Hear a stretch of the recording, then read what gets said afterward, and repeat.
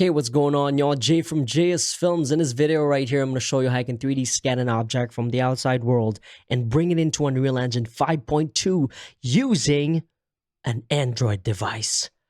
Yes. Now, with that being said, the app we're going to be using right now is called CurryEngine. It's available for Android, iOS, and web browser. So that being said, let's get to it. I was just cleaning my lens. Okay, so once in the app, we're just going to say take photos right here. And what we're going to do is just basically go around the object, or in our case here, the rock, and take a bunch of pictures. Now, a couple of tips here. Whenever you're doing photogrammetry or 3D scanning, you would want to wait until the sun goes down, or if you're lucky enough, have an overcast day, because what that's going to let you do is have even shadows on your object. Now, here in Las Vegas, we don't get very much overcast days, so I actually had to wait for golden hour to take this picture. So what I usually do is I get the entire object in my screen, and then after one rotation around the object, I would get closer each time. So as you can see right here, I have the entire rock on my actual picture, but eventually I'm going to zoom in to get a little bit more details. And what's cool about it is CurryEngine has this little bar at the bottom that lets you know, like, hey, it's going to need more information, or hey, no, it's good enough. You can go ahead and upload it. All right, so once we're done actually taking the photos, I took about 200 photos. Let's just change this name to DJ. Now, I'm not going to save the raw data right here because this is going to store all the pictures that I took locally, which I really don't have a lot of space. For the face counts, we're going to go ahead and turn that up to high, texture quality to high, and for the file format, I usually get some good results with OBJ, and then what I usually do is just take that file into Blender. Now, you can also do an object masking right here if you want to. Pretty much what this is going to do is it's going to use AI to actually mask the object, but I'm going to leave that off by default right now. And, visibility, you can share it with other people and other places. I'll just leave that on. It's just a rock. So I'll just put on nature and plants because that's what that is. And you can see I took 892 megs of pictures, and then I'll just press upload here. Now, if you don't want to use all your phone data, you can go ahead and just wait till you get home to upload this. Okay, so once you're done uploading all the images from your phone, you can actually go to the web browser to take a look at your results. Now, you can do this on your phone, but for the sake of this video right here, so you can have a little bit of a bigger screen, I'm going to go ahead and take a look at the result on the web app here. So if you go to this website right here, I'll put the link in the description below, and I already logged in, and I'll go to the model right here.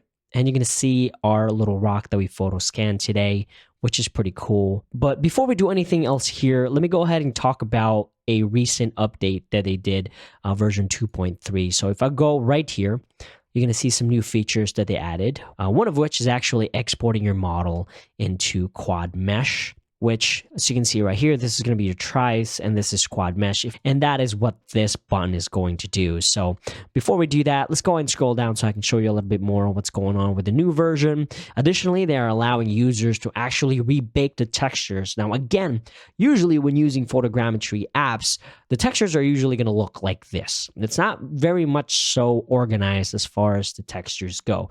But now they have this new feature where it actually lets you rebake the textures into proper segments like you're seeing right here, which looks a lot better. And then additionally, they actually let you generate PBR materials now, which includes roughness maps, normal maps, and displacement maps on 3D scans, which is very good for us because, again, we're going to be taking this scan to Blender and then to Unreal Engine 5. So see right there, that looks pretty cool. Okay, so without that, let's go back to our model. And I just want to go over that real quick so when I'm clicking buttons here, you know what it's doing. So here it is. On the left toolbar right here, you're going to see this icon, which is the texture toning. If you want to go ahead and change the brightness, pretty much color correct your actual model right here, you can do so. So if you don't have much time, you can always just auto-correct this if you want to. It is over-sharpening the image a little bit. I think I'm going to leave it as is like this because I believe like this is giving it a little bit too much of a contrast. But that being said, if you don't want that correction, you can just turn it off. And now we'll go back to that. And the next what we'll do is we'll take a look at the crop option, which is pretty cool because you can crop your actual model right here in-house. Now you can do this, of course, in Blender if you want to, but if you don't want to feel like doing that, you can just go ahead and crop your model here. So that'll save you a little bit of time. So it is pretty easy. You just kind of drag and drop stuff right here, and we will just kind of make this a little bit smaller. Okay, that's good. I'll press done on the top right corner. Okay, and I'm just going to click on generate a new model. All right, so, and then this is going to process that new model. But what's cool about it is it's non-destructive, so I can always go back to the original model and mess around with that. So that's pretty cool. Okay, so what we'll do is we'll go ahead and export this as a quad, export with quad. And I'm going to say 3D model will be sent to me. And I'm going to turn on PBR texture. And let's go and increase that to 100%. And let's go increase that to about 90%. I'm just trying to get like the most highest quality possible here. I'll click send. The 3D model will be sent to your inbox once the quad mesh and rebake textures are ready. And it says normally takes several minutes. So we'll just press OK. All right, so after a couple of minutes, you're going to get an email from Carrie, and it's going to give you a link where you can download your model. So I went ahead and downloaded it, and I unzipped it here. So here are the files that we have. We have a low poly version, we have the retopoed, and we have the standard 3D model OBJ. Now for the retopo, you're going to need the pro version for this, and along with the PBR textures, we have the displacement, normal, and roughness. So again, we're going to go to Blender here because we're going to open it up, clean it up a little bit more, then send it to Unreal Engine. Let's go to File, Import, go to Wavefront, OBJ, and let's go to the download files, and we're going to grab the retopo. And let's just say Import. Okay, so we have now the rock right here, and let's just turn the textures on real quick so you can see it a little bit better. This is pretty intense model, to be honest. We'll go to the statistics here. We'll pull it out. It's about 2.28 triangles. Pretty high quality for 200 images. So what I'll do next is I'll select it and I'll go to the edit mode here. And I'm going to hold Z and we're going to go to the wireframe right here, wireframe mode. And then next I'll select the lasso tool because I'm just going to select around the rock here, okay? Love this tool right here. Okay, so now that we have the selection, you're going to see everything is selected. I'm just going to invert that, Control I. And now what I'm going to do is I'm going to separate the selection so we can then delete these vertices right here. Okay, so I'll go back to object mode. And now I can just delete. And now we're left with our rock right here. Okay, and then on the keyboard, I'm going to press N. And I just want to make sure that we're actually zeroed out in here. Kind of bring it up on the ground a little bit. It is a little bit under, so just bring it up some. And then I'm going to press Control A. I'm just going to say all transforms. So we're going to reset the transforms right here. So this is good. I'll then go to the, I'll just delete the light. And then we can go ahead and export this. Let's just keep it as an OBJ. You can choose FBX if you want to. And I'm just going to title this cleaned. Everything is good. And then we'll just go ahead and say export. Okay, so here we are in Unreal Engine 5.2 in our project. I just created a new folder here. First thing we'll do is we'll drag and drop our clean object that we got from Blender. I am going to offset the rotation to 90 because I didn't set it up properly on the export, but that's okay. And I'm also going to set the uniform scale to 100% so that our scale is going to be correct in Unreal Engine 5. Now, again, you could have done that in Blender, but it's okay. We can easily just do it here as well. So you might get this error right here about the texture 3D model not being able to retrieve something. That's okay. I'll close it here. And we'll deal with that here in a second. I'm going to go ahead and drag and drop our displacement, normal, and roughness. We'll change the displacement texture because this is probably sRGB. Sure it is. So I'll just save that. So our normal right here, that's already good to go. Unreal is usually pretty good at recognizing that normal map is not sRGB. For the roughness, again, shouldn't be sRGB. So I'll minimize that. So now we have those textures. So the error message that we got is this right here is not importing properly. So that's fine. We'll just drag and drop the 3D model JPEG. And then what I'll do is I'll go back to that folder and this 3D model retopo JPEG, I'm just going to name it to a PNG, right? And I'm going to go to this texture, import with new file now, and I'm going to select that PNG. And as you can see now, that's going to show up properly. I'll double click this. That's sRGB, as it should, because it is diffuse. So we'll go to the material right here, or you can create a new one. Doesn't matter. I'll delete these, drag our diffuse in there, go to base color, and then we'll go to our normal map, to normal, and roughness. And then we'll just plug this in roughness and see what that looks like. Go ahead and change this to two-sided as well. Apply, save, and then minimize. And I can actually drag and drop our rock in here now into our scene. And I'll rotate it kind of like so. And just move it down so it fits the scene just a little bit better.